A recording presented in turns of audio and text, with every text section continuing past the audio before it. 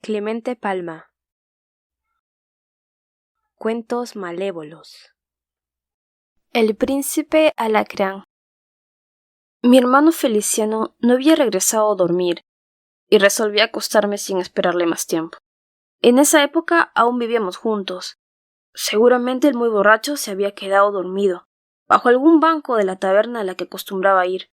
Ya me tenían desesperado sus vicios y pensaba arrojarle de casa al día siguiente, pues hacía imposible la vida común, llevándolo él, como llevaba, una vida tan desastrosa y escandalosa. Creo haber dicho en alguna ocasión que Feliciano y yo éramos gemelos. Malaya la hora en que fuimos engendrados. Desventurada ocurrencia de la fatalidad de traernos al mundo con pocas horas de intervalo. Y lo que es peor, con rostros y cuerpos tan semejantes. Los sabios que se dedican a estudios de psicofisiología no consideran entre las causales que pueden romper la identidad del yo la semejanza absoluta de dos cuerpos.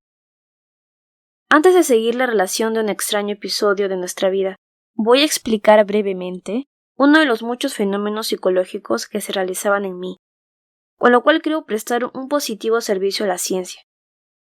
Un actor contraído al estudio de un carácter que necesita interpretar puede preocuparse tanto de su asimilación que llega a sentir realmente en su alma el yo del personaje que estudia.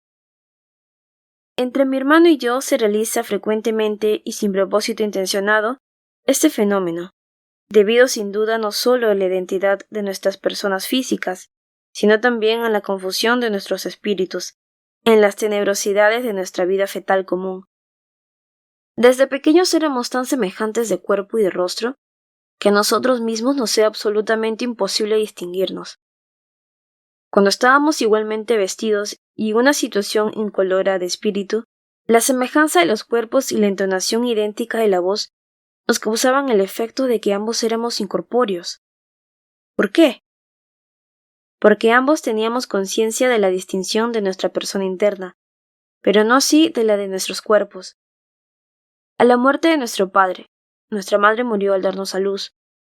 Heredamos una cuantiosa fortuna consistente en dinero depositado en bancos, acciones de varias empresas florecientes, una fábrica de telas de seda acreditada y varios inmuebles urbanos. Continuamos viviendo en la casa paterna. Y sucedía que cuando Feliciano y yo teníamos que salir a nuestros personales asuntos, me invadía de pronto la mortificante duda sobre mi personalidad. Ignoraba cuál de los dos cuerpos, el que se iba o el que se quedaba, era el mío. ¿Qué rasgos distintivos y personales me puede garantizar que yo soy Macario y no Feliciano? Me preguntaba yo lleno de angustia, y solo porque comprendía que se reirían de mí, no detenía el primer transeúnde para decirle: me he perdido dentro de mí mismo, ayudadme a encontrarme. La duda y las angustias crecían contemplando un gran retrato fotográfico que nos habíamos hecho juntos. ¿Soy yo el de la derecha o el de la izquierda? El mismo rostro tienen ambos, la misma actitud, la misma expresión. Y si yo no podía distinguir las imágenes, ¿había acaso algún dato nuevo tratándose de las personas mismas? Feliciano se emborracha, y yo no, me decía procurando serenamente. Luego, no soy Feliciano, sino Macario. ¿Y por qué ha de ser Feliciano y no Macario quien bebe? Y aunque así fuera, ¿quién te asegura que el que ha salido es el uno y no el otro? Hombre, vamos, porque tengo conciencia de no beber. Perfectamente, amigo. Pero, ¿de quién es esa conciencia? ¿Mía? Sí, ya lo sé, pero ¿tú quién eres? Macario. ¿Y por qué no Feliciano? Y así seguía dialogando conmigo mismo, y regresando siempre a la misma duda. Y era tal la excitación nerviosa que experimentaba, que al fin me sentía borracho.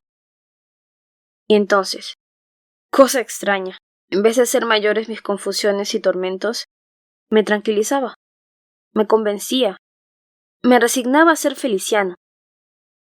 y rendido por la fatiga, quedábame dormido. Es ocioso referir las confusiones, cómicas muchas veces, en que incurrían nuestros amigos. Un día, por común acuerdo, pues convenía a nuestros intereses, fuimos donde un notario público, y en presencia de varios testigos, nos hicimos tatuar mi hermano y yo, una F y una M respectivamente, en el brazo, cerca de la mano. Enseguida, publicamos en los diarios de la localidad un anuncio para que los que por cualquier asunto quisieran verificar nuestra identidad, nos exigieran le mostráramos la marca que llevábamos en el brazo derecho. Pero esto en nada resolvía el problema psicológico, la duda íntima, porque ¿quién podía asegurarme que el tatuaje no había sido hecho equivocadamente y que la M grabada en mi brazo no correspondía a Feliciano? Lo más que podía deducir es que para los negocios y el contacto con el mundo teníamos personalidad convencional, de adopción. Reanudemos nuestro relato. Decía que Feliciano probablemente se había embriagado, y dormía encima o debajo de algún banco de su taberna favorita. Y decía también que ya me tenía desesperado su desastrada vida. Constantemente tenía que interesarme por él, y pagar gruesas multas y fianzas, que luego, a principios de trimestre, me reembolsaba de la buena parte de renta que le correspondía. En muchas cosas diferíamos de gustos y opiniones, y continuamente estábamos disputando, terminando por lo general nuestras reyertas en mutuas burlas y hasta en mutuos insultos. Imposible discutir serenamente con Feliciano. Era intratable. Cuando yo le llamaba borracho, él me decía en el mismo tono irritado, morfinómano. Y los dos teníamos razón en esto. Pues lo confieso, si mi hermano se embriagaba por la boca, yo me embriagaba por la piel. De todos modos, con mi vicio o manía, yo no provocaba escándalos, y aun cuando amaba extrañablemente a mi hermano, me era imposible seguir viviendo con él. Resolví que nos separáramos. Con estos pensamientos me quedé dormido esa noche, no sin haberme dado antes una inyección con mi fina jeringuilla de Pravaz. Comenzaba a quedarme dormido cuando sentí en mi despacho un ligero ruido. No hice caso al principio. En el suelo y junto al escritorio tenía yo varias docenas de libros para el encuadernador. Estaban en revuelta confusión los autores más opuestos en inspiración y en época. El Orestes de Sófocles y una edición antigua de la vida de la beata Cristina de Stollen, una edición de 1674 de la vida y hechos del ingenioso hidalgo que faltaba en mi colección de Quijotes, el Wilhelm Meister de Goethe y el Animale de Rachel, las Disquisitiones Magicarum de Martín del Río y Zohar de Méndez, la Parerga de Schopenhauer y un ejemplar de la Justina del Divino Marqués, Zur Sollicitud de Zimmermann y muchos libros más que no recuerdo. La persistencia del ruido comenzó a irritar mis nervios. Parecía como si un pequeño gnomo se entretuviera en saltar entre los libros, rascar las cubiertas y transportar las letras de una obra a otra. Me imaginaba yo, arrastrado por mi excitada fantasía, que el caballero manchego se había empeñado en desaforada batalla con algún súcubo del libro de Del Río, o que la protagonista de El Animale había seducido al vengador Orestes, o al desventurado Lajo Cabruzán, de Zohar. Canséme al fin de idear extravagancias, deseaba dormir, y los continuos saltos, roces, chirridos, desgarraduras y choques me despertaban en cuanto comenzaba a hundirme en las deliciosas regiones del sueño. Me puse unas chinelas, encendí luz y fui a averiguar qué era lo que producía esos ruidos. Levanté un libro.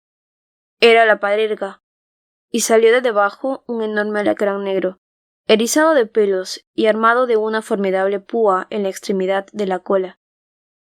No sé por qué me pareció que el horrible bicho levantó hacia mí sus patas delanteras en actitud de implorar clemencia. Tuve un segundo de conmiseración y pensé dejarle con vida. Pero pensé también que si tal hacía, esa fea alimaña continuaría royendo mis libros y haciendo el ruido infernal que no me dejaba dormir. Era un hermoso ejemplar negro, que tenía grabado en el caparazón del tórax algo así como una corona ducal del color del carey. No hubo perdón. Resolví matarle, y le solté. Apenas el bicho se vio en libertad, intentó huir, pero yo di un rápido salto y caí con precisión gimnástica encima de él, aplastándole ruidosamente. Quedó en la alfombra un conjunto informe de diminutas vísceras, pedazos de caparazón, tenazas, patas y pelos, todo flotando sobre líquidos turbios y sanguinolentos. Volví a acostarme tranquilamente en mi lecho. A poco sentí un ligero ruido como de algo que se arrastrara. Si habré dejado vivo a ese bicho, pensé, pero no. Era imposible.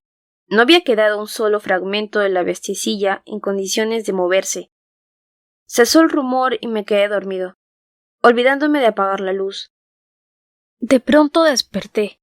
Miré en torno mío y quedé frío de terror.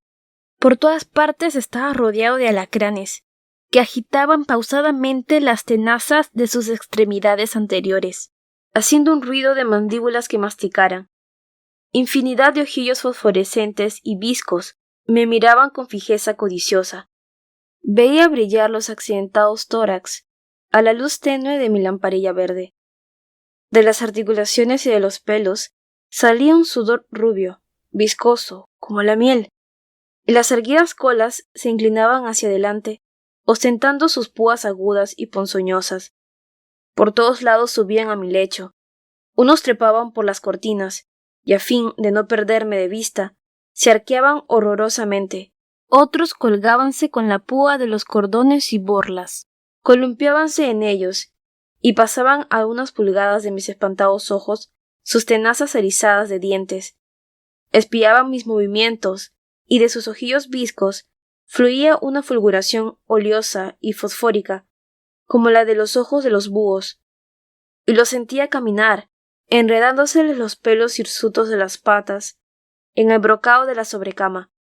El suelo de mi habitación estaba cubierto de escorpiones.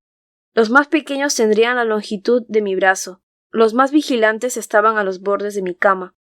Se cogían fuertemente con las patas delanteras y estiraban la cola a los que estaban en el suelo para que éstos subieran, y al hacerlo, producían un ruido seco como de cueros o cáscaras frotadas. Uno de los escorpiones quiso subir al dosel de mi lecho. Desde la cabecera le veía en la actitud replegada del salto. Esperaba que uno de sus congéneres que se columpiaban en una de las borlas pasara cerca de él. «¡Dios mío!», pensé. «Si hiero el salto va a caerme encima». Y esperé helado de espanto. El animal saltó y se cogió al caparazón del otro, pero le hincó en la carne por las junturas.